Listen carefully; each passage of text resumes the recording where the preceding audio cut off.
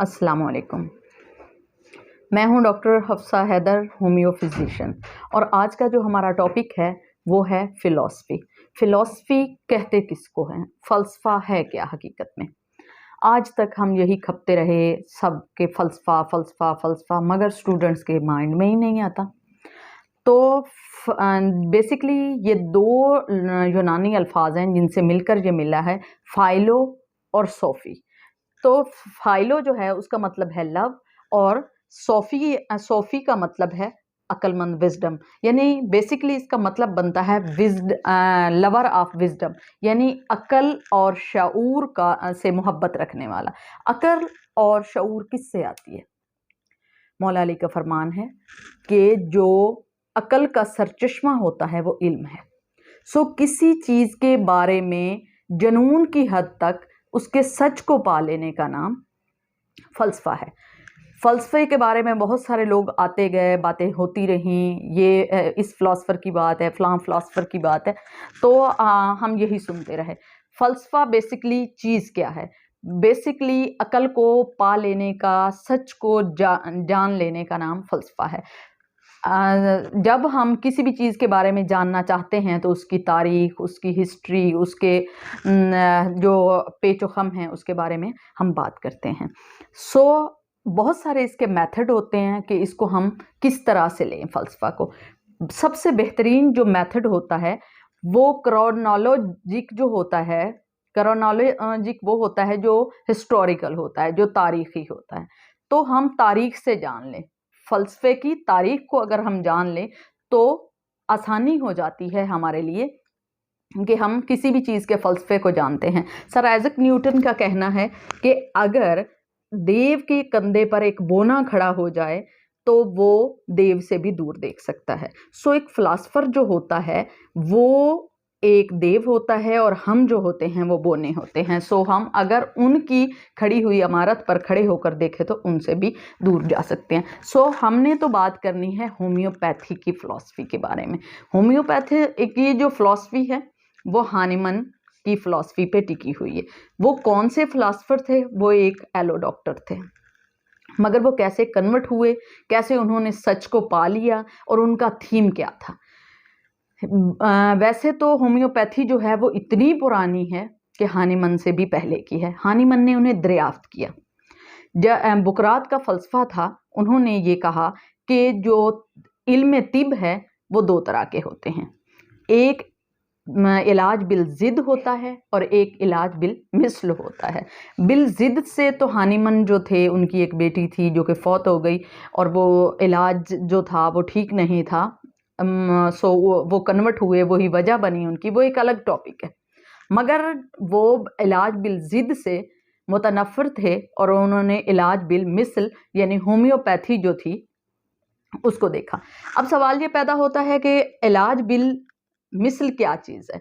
इलाज बिल मिसल वो चीज़ है कि अगर कोई चीज़ ख़ाम हालत में नुकसान पहुंचा सकती है, बीमारी पहुंचा सकती है, तो उसी की लतीफ़ और सॉफ्ट जो जिसको हम पोटेंसी कहते हैं, तक़सीम दर तक़सीम का जो अमल होता है, उसके ज़रिए वो शिफा याब कर देती है।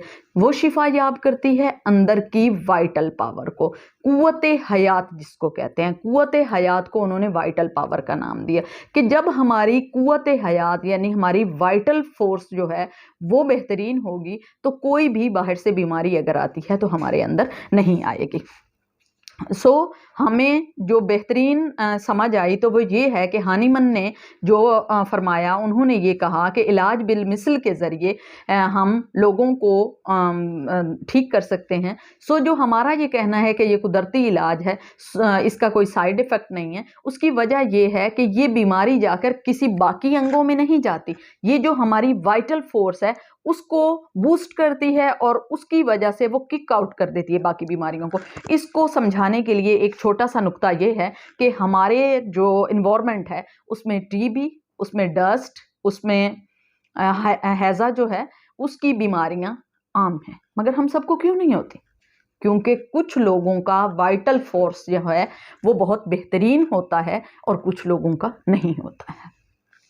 सो जो होम्योपैथी ये तरीका इलाज है वो बेसिकली टिका हुआ है कुव्वते हयात पर।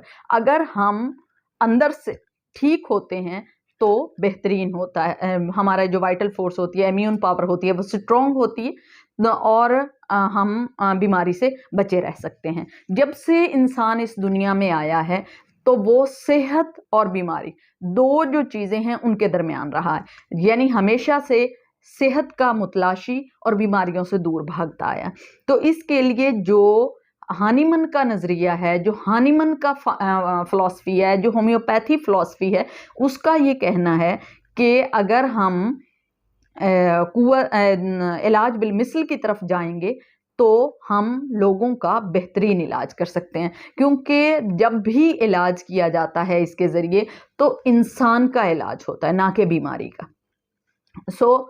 आज जो हमने बात की वो हानीमन के नज़रिए के बारे में बात की। हानीमन जो होम्योपैथी के बारे में बात करते हैं उनके बारे में बात की। अब ये पता चलता है, जो अभी मैंने आपको सर न्यूटन के बारे में बताया कि उन्होंने ये कहा था कि अगर देव जो है खड़ा है और उसके कंधे के ऊपर बोना खड़ा हो जाए तो देव से भी आगे देख सकता है। अब फिलॉसफर जो हैं, जो फिलॉसफी है, हानीमन जो है वो एक देव है। उन्होंने फ़लसफ़ा क्रिएट किया इसका इलाज बिलमिसल का। हानीमन की बात को आगे ले जाते हुए कि अगर हम उनके फ़लसफ़े पर टिके हुए हैं तो हम उनसे आगे भी रिसर्च कर सकते हैं। सबसे पहले तो हमने ये मान लिया कि हानीमन ने जो नज़रिया दिया वो नज़रिया पहले का था और दरियाफ़्त उनकी थी। यहाँ से साबित हुआ कि ये कुदरती तरीका इलाज है हानीमन के मुताबिक और फ़लसफ़ाए होमियो के मुताबिक। लिहाजा आज स्टूडेंट्स को ये पता चल गया होगा कि बेसिकली फ़िलॉसफ़ी क्या है और होमियो फ़िलॉसफ़ी क्या है। होमियो फ़िलॉसफ़ी को आगे लेकर कैसे चलना है, उसकी हिस्ट्री के बारे में, उसके काज़ेज़ के बारे में क्या करना है। हम बात को कंप्लीट करते हुए ये आज का लेक्चर जो है यहाँ पे ख़त्म करते हैं कि होमियो फ़िलॉसफ़ी जो कि कॉलेजेस में पढ़ाई जाती है, तो होमियो फ़िलॉसफ़ी का मतलब क्या होता है? होमियो फ़िलॉसफ़ी होती है कि जो भी होम्योपैथ हैं, जो हानीमन हैं, उनका फ़लसफ़ा ये है, उन्होंने जो क्रिएशन की, जो उन्होंने दरियाफ़्त की, उसकी सच्चाई ये है कि ये इलाज बिलमिसल जो है वो कुदरती है और साइड इफ़ेक्ट से पाक है और उसके अलावा ये जो है इंसान को किसी और तरफ नहीं लेके जाता, ये नेचर की तरफ लेके जाता है और उसकी क़ुव्वत हयात को बूस्ट करता है। आज का लेक्चर इतना ही हुआ, आगे हम चलेंगे किसी और टॉपिक के साथ इंशाल्लाह। अल्लाह हाफ़िज़।